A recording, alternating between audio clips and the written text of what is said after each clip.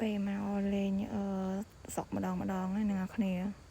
ខ្ញុំមានតើណាខែវពីខ្ញុំមកលេងចកាពូខ្ញុំមក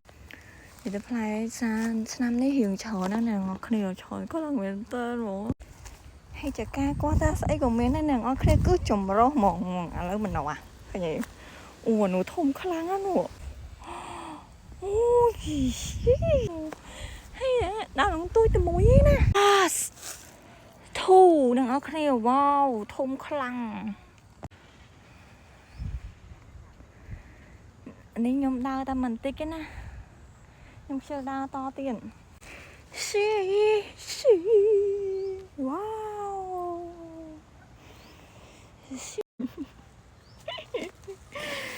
អូយមែន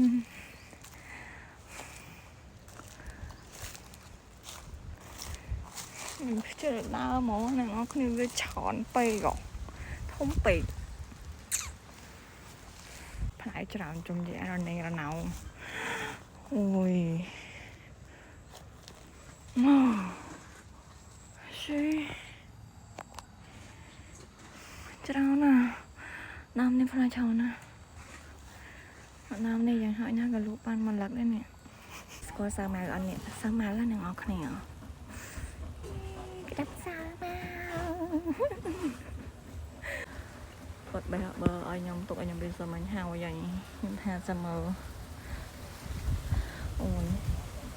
ចម្រុះចកាចម្រុះបដ ாய் ស្អីក៏មានដែរអ្នកនរគ្នានិយាយមកអូច្រើនខ្លាំងណាស់ណាខ្ញុំមើលមនុស្សហើយអ្នកនរគ្នាមកផ្លែធំជួយអូយឃើញផ្លែហើយលក្ខណៈថាឃ្លានបដ ாய் អ្នកនរគ្នាធំជាងអាពីមុនទៀតណាធំខ្លាំងអូយតែខ្ញុំពីស្ទើកាន់អត់ជុំទេធំណាស់